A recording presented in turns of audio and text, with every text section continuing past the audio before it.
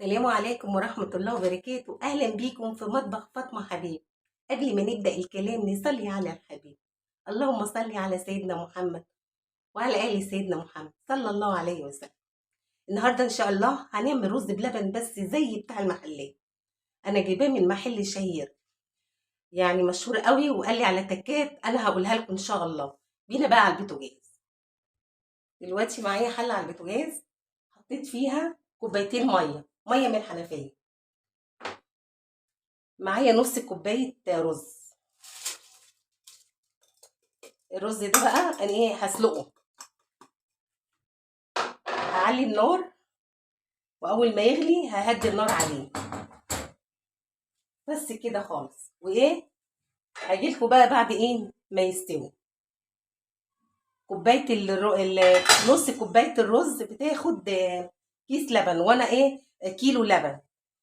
وانا هقول المقادير وانا بعمل الرز. اغطيها واجيلكوا بعد ما يستوي. دلوقتي بقى نشوف الرز بتاعنا ايه اخباره.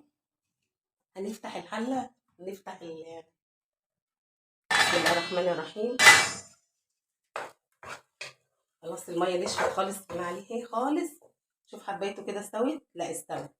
نعمل ايه بقى؟ هنجيب لبن. ده لبن مش من لبن من اللبان، لبن من، يا ريت بقى يكون لبن من زريبه كده يعني معروفه. هنجيب اللبن. انا بصوا مش غلياه ولا اي حاجه، هحطه كده اهو. بسم الله الرحمن الرحيم. انا مش غاليه اللبن ده، خلي بالكم. انا بعمل زي المحلات بالظبط كده. خلاص انا هسيبه بقى هفضل اقلب فيه كده. اعلي النار بقى شويه وبعدين اوطيها. قبل ما يغلي اللبن معايا اضيف السكر. انا هفضل اقلب فيه كده وبعدين ارجع له. دلوقتي عايزه اوريكم، بصوا اللي انا عماله اقلب فيه اهوت. خلاص كده يبتدي يتقل اهوت. انا ما بحطش نشا، انا اعمله زي المحلات بالظبط. طبعا المحلات بيحطوا ماده اللي هي بتدي مطاطه كده في الرز. هي ماده كيماويه اسمها مالتي ديكسترين. انا طبعا هحط بديلها لازم برضو يبقى في بديل. لا معلقه جلوكوز، عسل جلوكوز، لا العسل اللي هو عسل التقيل بتاع الشربات. معلقه دي بديلها يعني. وهحط بقى كيلو لبن عليه نص كوبايه الرز، بياخد 3/4 كوب سكر.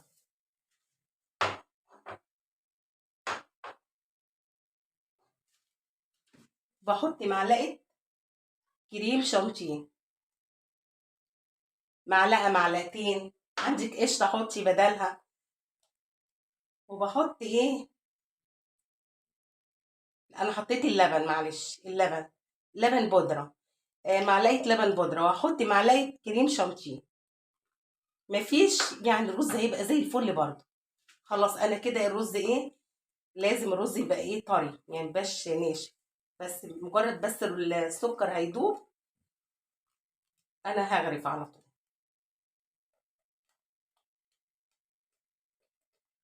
خلاص اهو. انا مش عايزه اطول بس الفيديو. هو لازم بس الحاجه تدوب بس فيه كده وهغرف. هو كده خلص خلاص. انا مش هحط نشا، بس لازم تعرفوا ان هو بعد ما بيتحط هو بيبقى طري كده. بيتقل يعني لما بيقعد بيتقل. بس خلاص انا هغرب بقى.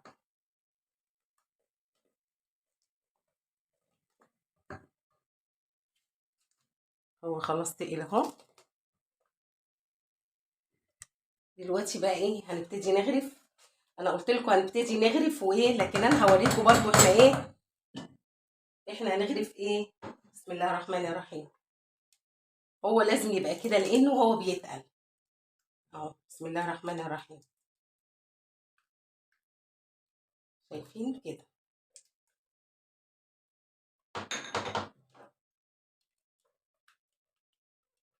خلاص بقى الكوبايات كلها الاطباق ونيجي بقى على الشكل النهائي.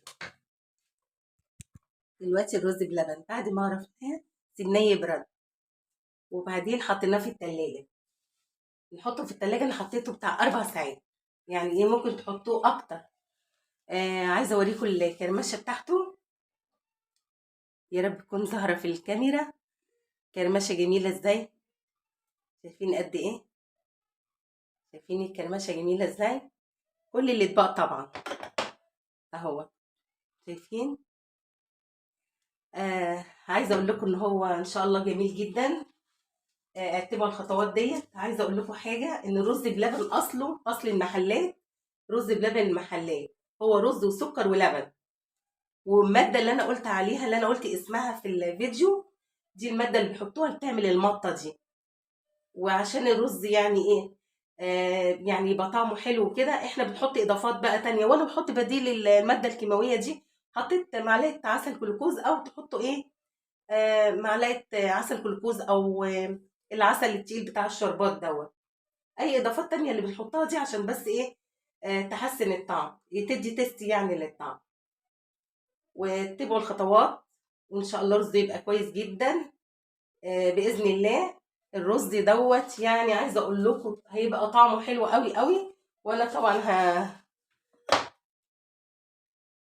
الكرمشه بتاعته اهيت، يا رب تكون ظاهره تاني اهيت. انا بديها لكم عشان معلش الاضاءه عندي مش حلوه قوي، بس اهو.